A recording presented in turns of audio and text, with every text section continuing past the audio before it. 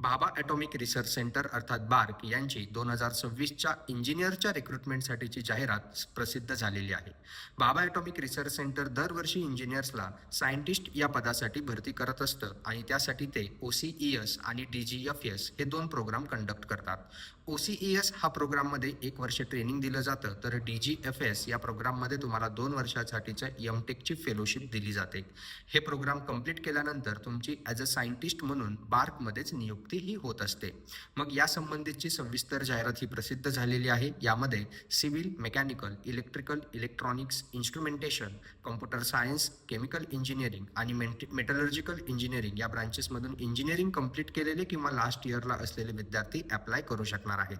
इथे तुमचं सिलेक्शन हे गेट 2026 किंवा भाभा ॲटॉमिक रिसर्च सेंटर यांची स्वतःची एक्झाम या दोघांच्याही माध्यमातून होणार आहे. त्यामुळे तुम्हाला इथे सिलेक्ट होण्यासाठी 2 ऑपॉर्च्युनिटीज या असणार आहेत.